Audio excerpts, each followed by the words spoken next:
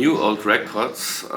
This is this irregular ongoing series on this channel where I talk about my newest records purchases and the newest records I get my hands on, and I call it New Old Records because mostly, my music taste is very old-fashioned, and mostly those records that are newly purchased are in fact old records from the 60s, 70s, 80s. I consider a record from the 1990s already a newish, a more recent release, but not today. Today is really about new records, because if you watched my recent videos, I'm in a hip-hop phase now, so I had a couple of short hip-hop phases in my life before, but very soon I always, had enough of it and returned to, my more conservative, traditional kind of taste in music. But I always respected the good, in my opinion, good kind of hip-hop.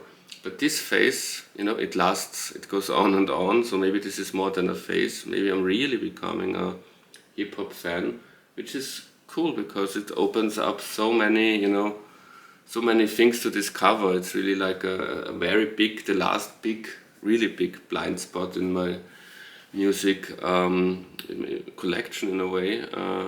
Kendrick Lamar, initially Nas, if you watch the video, but more so Kendrick Lamar is really the guy who turned me on to more than just respect hip-hop, but to love it. So after I listened to Pimp a Butterfly, which is the first record I got from him, because it's, that's the magnum opus, so the critics say, and it's really fantastic. After that, I wanted to get as many Kendrick albums as quickly as possible and to learn as much as possible in a short time about Kendrick. So I'm also watching interviews and music videos, live appearances on YouTube by Kendrick. So I'm really getting into him. So and on my journey to get his albums, I also got this, Mr. Morale and the Big Steppers. This is the album he did after Damn, which I also already own, and I prefer it to Damn. This is really fantastic, and this is, in my opinion, of the albums that I've heard, because the only official studio album of his that is still missing from my collection, it will come next week, I ordered it already, is his most recent album GNX, so I can't talk about that. But from the albums I've heard, this is the closest in sound and in aesthetic, in my opinion, to Pimp a Butterfly. And I think it's my third favorite of his albums. It's of course a masterpiece. All the albums I listened to by him, I have to say, are masterpieces. There wasn't yet an album where I was like, oh, it's only very good. No, they're all incredible masterpieces. My second favorite album by Kendrick after Pimp a Butterfly is his major label debut album, Good Kid, Mad City. This is an edition which also has a CD with 5 bonus tracks, which are all also fantastic, so it's really incredible. There isn't yet anything in Kendrick's discography, and like I said, I kind of have completed 90% of it now. There's still not anything where I'm like, oh, that's not so good. But it's really incredible. Another band I recently got into is The Last Dinner Party, a British girl group, if you can say that. That I was aware of. The first album came out in 2024 and the second album in 2025. So they're really a recent band. Not like I joked at the beginning of the video that an album from the 90s is already recent for me. No, this is really recent. Very fresh new group. And of course I heard about them before because they're like a hyped band of the last 2-3 years. But it took a video by Edwin Canistracci, fellow YouTuber, to convince me to really get into them and buy records by them. And I bought both albums, first and the second. And I think the first album is kind of the more the album that the critics would prefer, probably. I haven't yet read much about it, but I assume that this is, because it's the debut album, that this is considered the big one. It's Prelude to Ecstasy, and I really liked it. But what really surprised me is that I preferred the second album, The Pyre, from 2025. So this went under my radar in 2025. In 2024, I kind of knew about them because I felt like this is a hype, and the music critics and people who are into indie music talked about them. So this is the album that I already knew existed, but this went totally under my radar, and I didn't know that they released an album last year. But I prefer to the first album. I already liked the first album, but this is also kind of a masterpiece. This is really an excellent album, so thank you, Edwin Canistracci, for recommending this. I would describe them, it's a band, as a kind of modern pop sounding version of, influences like Kate Bush, Susie and the Banshees, also 90s Britpop in a way, bit of Lana Del Rey, Anna Calvi. The lead singer sounds a lot like Anna Calvi, in my opinion. And it's one of the best album covers in recent years that I know of. I'm a really big fan of the album covers. It reminds me a bit of the kind of album covers that, what was his name? I think Brian Cannon from Microdot, who was the art director of Oasis between 1994 and 97. All those iconic Oasis album covers that were also kind of responsible alongside the music for, Oasis becoming that iconic band. And this reminds me of some of his work, it's really going for the iconic look in a way. And yeah, it's a fun album cover, and it's also an album cover that translates the music that's on the record in a way, It looks like it sounds, it's a wide eclectic collage of all sorts of pop influences, and it's also a bit, it's not as polished as the first album. The first album, I did like the first album, but it was a bit too 21st century pop for me, if you know what I mean. This really sounds like a modernized version of a 90s Britpop album, an excellent 90s Britpop album by, Elastica or a band like that, Sleep or something like that. So really great. Then if you watched my video with Hubert, my friend Hubert, who wants to introduce me further and further into hip-hop, he recommended an album by Earl Sweatshirt to me. So I bought it, because he also, outside of the video, when I was visiting him, he played me 2 or 3 tracks from the album, and it really resonated with me. It really reminded me a bit also of Kendrick, of all the hip-hop tracks that he played to me. This reminded me most about the stuff that I like about Kendrick.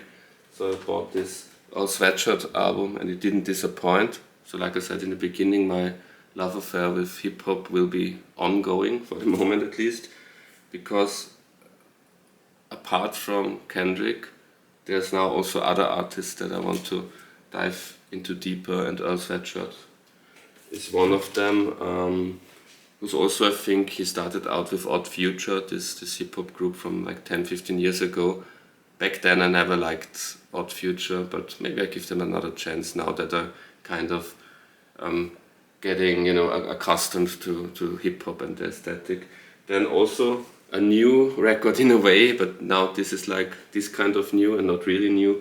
It's Willy DeVille's last album, but it's also fitting for this edition of this video, because it was released in 2008, shortly after he died, unfortunately. And it's a surprisingly good solo album. I'm kind of a fan, I'm a casual fan of Mink DeVille, that new wave-ish group he had in the late 70s, early 80s. His other solo stuff from the 80s and 90s is like hit and miss for me. So sometimes it's a bit very schmaltzy, but this is really a real earthy, down-to-earth, New Orleansy kind of record, very Southern American sounding, but not as cliched as some of Willy DeVille, not as schmaltzy. And in places the aesthetic reminded me of something like Black Rebel Motorcycle Club, which around the same time, 2007, 2008, had a kind of a similar sound. Really good, very good Willy DeVille album. Then I also bought the Help 2 sampler.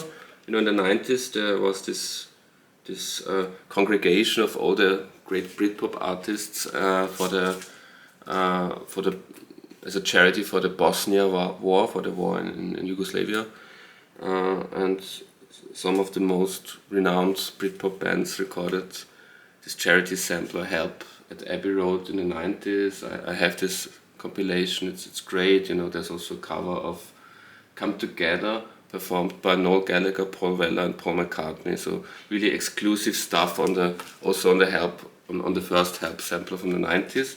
And now, since unfortunately we live in a time of war again, the organizers of Help 1 thought, let's make Help 2, again a charity for, I think mostly for children who, in war, children who had to suffer through war.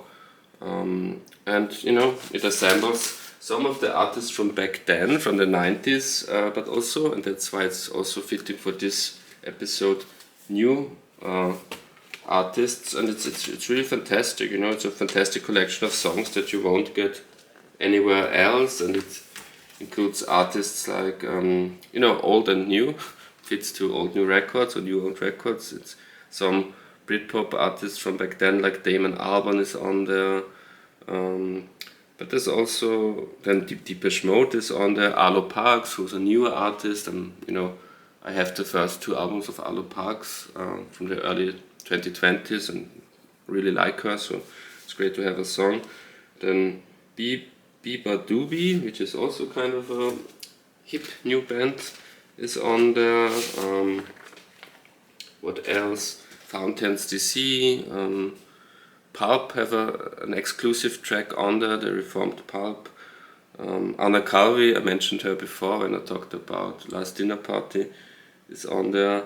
And maybe the most interesting thing, it also includes this exclusive 7-inch, which is the only way to listen to something from the comeback Oasis. Oasis, like I said, were also on the first Help sampler in the 90s. First of all with Noel Gallagher and Paul Weller, Paul McCartney covering Come Together, but there's also an Oasis version of Fade Away, but not the released version of Fade Away, but an exclusive one.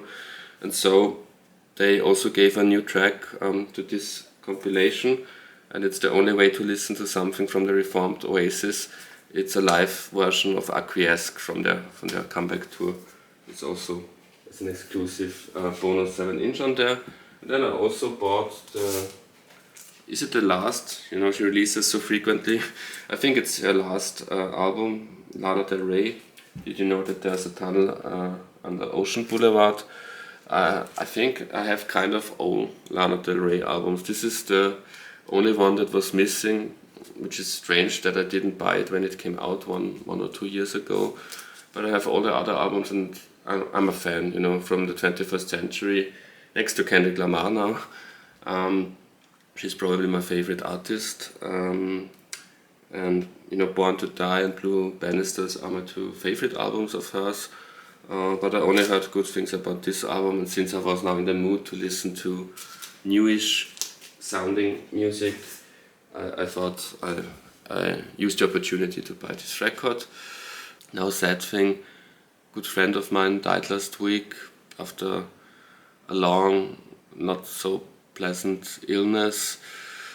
And one of the last things he said to me was, please don't forget me, and please every now and then talk about me, talk that I was a good guy. And he really was a good guy, so I don't have to pretend that he was a good guy. He was really a wonderful person. Thomas is his name, and I thought instead of me talking about him on this channel, most of you watching didn't know him, I just show a video. He used to play in a little band in Vienna 15 years ago, and I found a video on YouTube of a concert that I organized back then. His band was support act of a band that I was managing back then, and I booked his band as support act for one of my acts. I'm a music manager, and he's the drummer in that video.